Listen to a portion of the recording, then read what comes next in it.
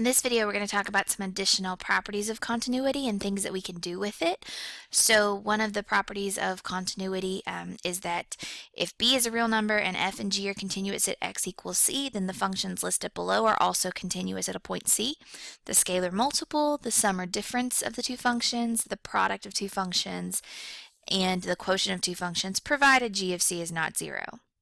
So putting all this together, we have that the following functions are continuous at every point in their domain. Polynomial functions, rational functions, radical functions, and trig functions. So polynomial functions are continuous everywhere because their domain is from negative infinity to infinity. This is a fact that's going to come in handy for you quite a bit, so just learn it now. Polynomial functions are continuous everywhere. Rational functions, we can say, are continuous everywhere except where the denominator is equal to 0. And radical functions are continuous everywhere that you can plug in. Trigonometric functions are continuous at every point in their domains. So all of these types of functions are continuous everywhere in their domains. Now combining that with Theorem 1.11, we can talk about the continuity of a large variety of functions. Taking that a step further, we can talk about the continuity of composite functions as well, because a composite function is where you plug one function into another.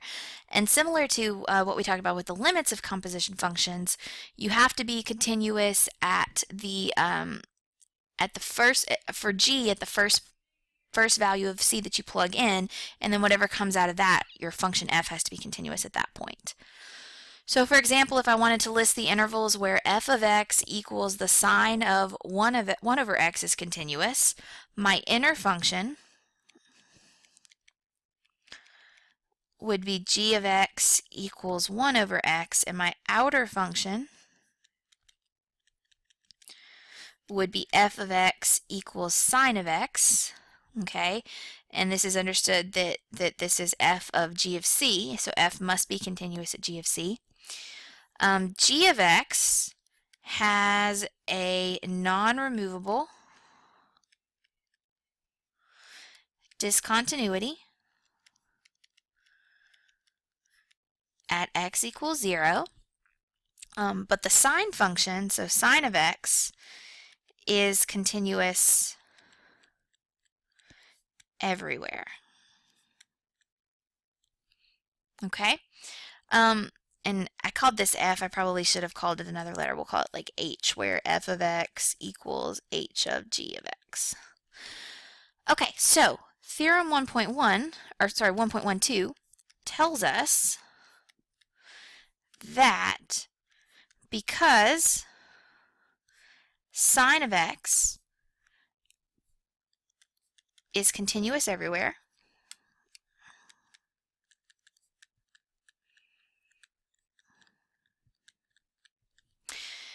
and that then sine of 1 over x is continuous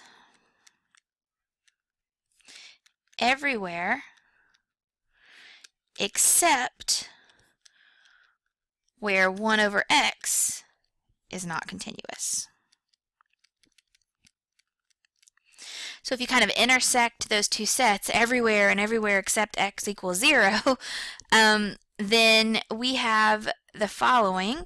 So we know that that means sine of 1 over x is continuous at least everywhere except 0, so that's negative infinity to 0 and 0 to infinity.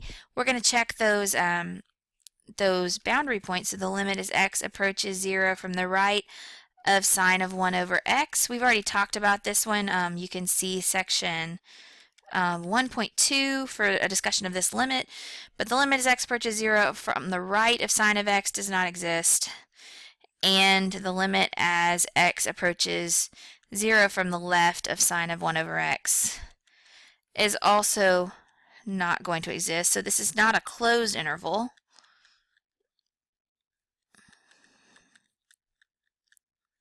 So we know that f of x equals sine of 1 over x is continuous on the interval from negative infinity to infinity, negative infinity to 0 and 0 to infinity. Now the last part of this section is what's called the intermediate value theorem. It's important enough to have a name, so you probably want to pay attention to it. If f is continuous on the closed interval from a to b, and f of a is not equal to f of b, and k is any number between f of a and f of b, then there is at least one number c in the interval from a to b such that f of c is equal to k. Now one thing that's important here is that this is an existence theorem. It only tells you that the value c exists. It doesn't tell you how to find it. So we're not even looking for what c is at this point. We're just saying, is there a value c such that f of c equals k? So this example says, use the intermediate value theorem to show that f of x equals x cubed plus 2x minus 1 has a 0 in the interval from 0 to 1. So in this case, a is 0 and b is 1. That's what's implied there. So has a 0 is another way of saying crosses the x-axis.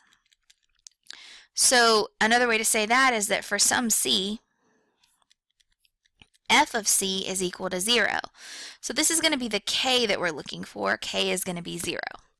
So there's three things that you have to verify in order to use the intermediate value theorem. Number one, if you look back up at it, it says f is continuous on the closed interval from a to b. So we want to know, is f continuous on the interval from a to b?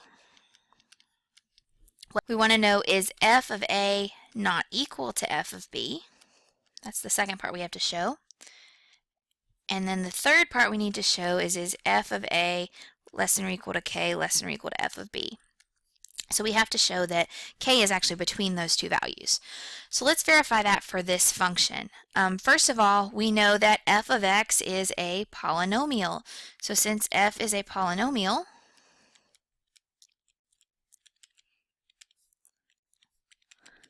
it is continuous everywhere. Now, if something is continuous everywhere, it's also continuous on a subset of everywhere. So that includes the interval from 0 to 1. So we have that one. We want to check f of 0. F of 0 would be 0 cubed plus 2 times 0 minus 1, which is negative 1. And f of 1 would be 1 cubed plus 2 times 1, which is minus 1, which is negative 2. So f of 0 is definitely not equal to f of 1. So that's a yes. And if we wanted to put, remember, k is 0. So if we're plugging this in, we would have negative 1. Sorry, this was a positive 2 up here. Negative 1, 0, and 2. So since this is a true statement, this is yes. So that tells us that the intermediate value theorem, which I'm going to abbreviate IVT, says there is a c in the interval from 0 to 1 such that f of c equals 0, or in other words, f of x has a 0 in the interval from 0 to 1.